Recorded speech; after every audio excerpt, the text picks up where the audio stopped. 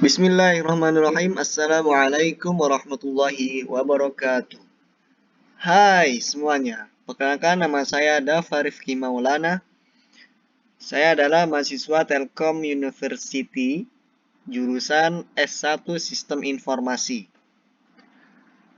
Pada video kali ini, saya akan menjelaskan tentang fungsi, di mana khususnya saya akan berbicara pada bahasa pemrograman Python. Dan Python yang saya gunakan adalah jenis versi Python 3, Python 3. Pada layar tampilan kita sudah berada di dalam software yang bernama Visual Studio Code, di mana software ini berguna untuk menampilkan hasil coding-codingan kita dan bisa menjalankan. Kita bisa tahu apakah codingan kita ada error, apa berhasil di software Visual Studio Code ini. Oke, pertama-tama kita bikin file baru dulu. Ini masih belum disimpan ya. Sebaiknya kita simpan dulu dengan Ctrl S. Lalu kita namakan filenya. Kita namakan video tutorial. Jangan lupa, ini yang sering dilalaikan oleh banyak mahasiswa. Setiap penamaan harus diakhiri dengan .py. Jangan lupa. Oke, save. Jadi teman-teman semuanya, fungsi adalah sebuah deretan barisan kode-kode yang kita susun yang tergabung dalam satu fungsi. Dan memang bahasa Indonesia fungsi. Jadi fungsi ini sendiri ada beberapa jenis ya. Yang pertama yang ingin saya jelaskan adalah fungsi yang mengembalikan nilai dan fungsi yang tidak mengembalikan nilai. Bagaimana sih contohnya agar lebih cepat mengerti? Saya langsung kasih contohnya saja yang mengembalikan nilai. Misalnya kita ingin membuat sebuah program diskon. Kita langsung bikin fungsi yang diawali dengan def. Kita namakan fungsi kita courting. Dan jangan lupa untuk dikasih tanda kurung. Kita sebut saja ini diskon dan harga. Jadi sekilas info, untuk parameter di dalam fungsi ini bisa lebih dari satu ya. Contohnya saya ini langsung menggunakan 2. Setelah itu saya ingin membuat variabel diskon. Ini untuk memberikan sebuah program rumus agar dilakukan oleh komputer.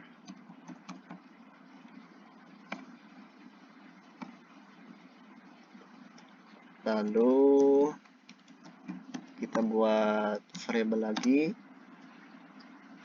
yang dimana kita akan menentukan total harga dari ini. Nah, yang ingin saya beri contoh pertama kali adalah jenis yang mengembalikan nilai. Kalau saya mudahnya sih yang mengembalikan nilai pasti ada return. Nah, kata kuncinya adalah return yang mengembalikan. Jadi kalau ada def dengan return berarti dia adalah jenis fungsi yang mengembalikan nilai. Total harga. Lalu kita panggil saja fungsinya. Sini mungkin kita bikin total belanja Anda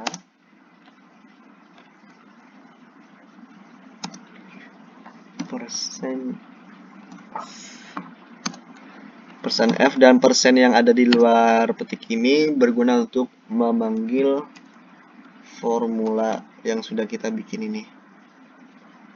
Nah, coba kita bikin diskonnya 50% ya. Jadi 0,5 dan harganya 50.000. Oke. Bismillah, kita coba. Apakah memang benar-benar hasilnya 25.000?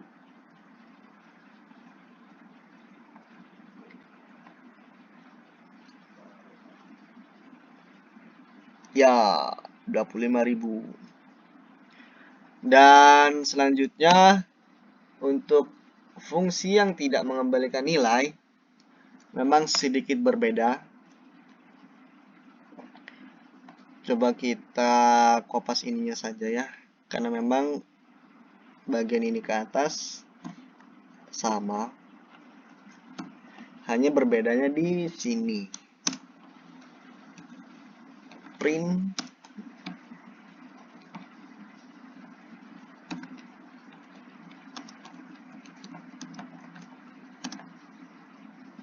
sama, kita pakai persen F, dan persen di luar petik. Nah, sedangkan kita ini langsung menggunakan total harga.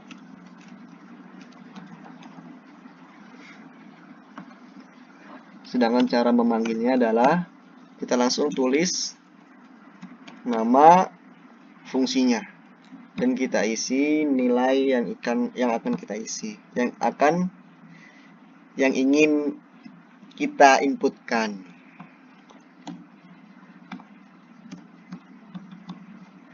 Sebenarnya kita jadikan ini komentar dulu. Apakah hasilnya sama?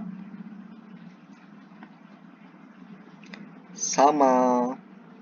Jadi masalah mana yang lebih mudah itu terserah pribadi masing-masing.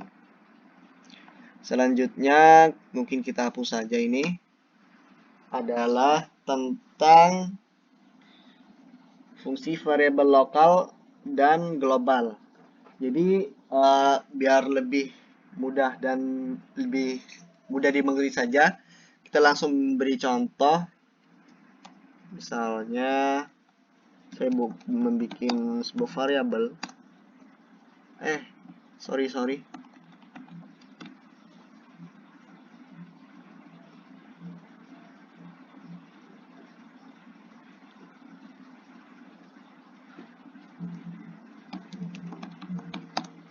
Ya benar, ternyata saya ingin membuat sebuah list yang berisi angka 1, 2, 3, 4, dan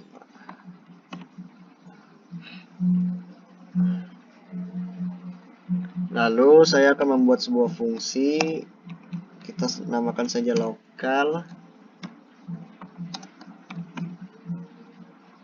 Lalu saya ingin membuat sebuah variabel yang berbeda isinya. Kita coba balik saja.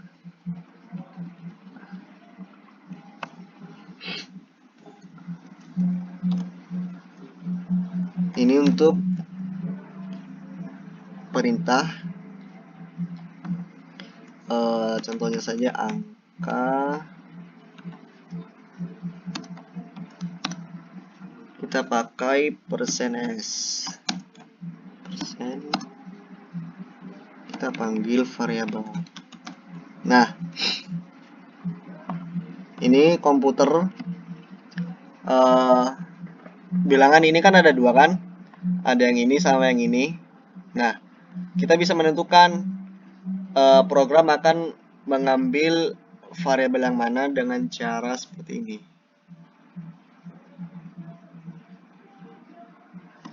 Kalau kita ngeprintnya lokal, maka dia akan mengambil variabel lokalnya. Nah, sedangkan apabila kita menggunakan seperti ini,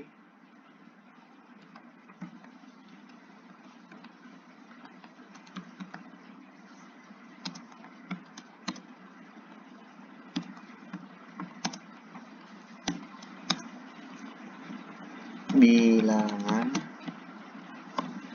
maka dia akan mengambil yang di luar fungsi lokal ini. Jadi dia akan mengambil variabel yang ini. Kita coba. Jadi kesimpulannya adalah variabel lokal dan variabel global.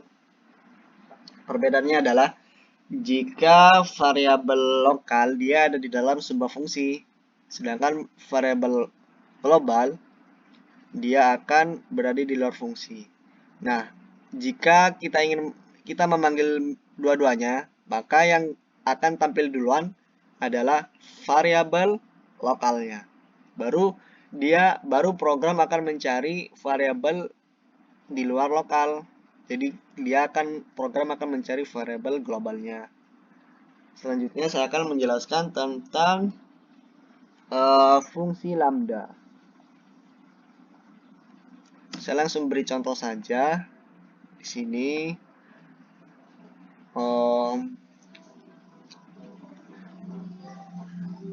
Sama kita bikin sebuah variabel lagi, misalnya 6 7 8 9 0.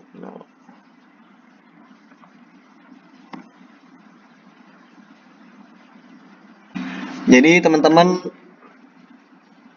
fungsi lambda itu sendiri adalah sebuah fungsi tanpa nama yang biasa disebut oleh para programmer adalah fungsi anonymous. Jadi maksudnya apa? Jadi saat kita ingin memanggil fungsi tersebut, kita tidak perlu mencantumkan nama apapun.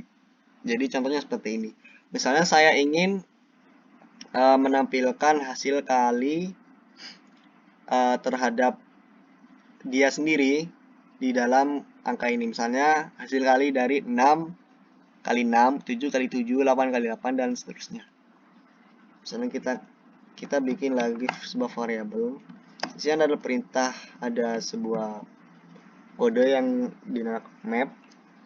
Lalu kita tulis lambda di sini. Nama selanjutnya x. Biar lebih rapi saja, kita begini saja. X dikali X angka. Bagaimana cara kita memanggilnya? Is kali. Apakah berhasil? Seharusnya berhasil. Bismillah.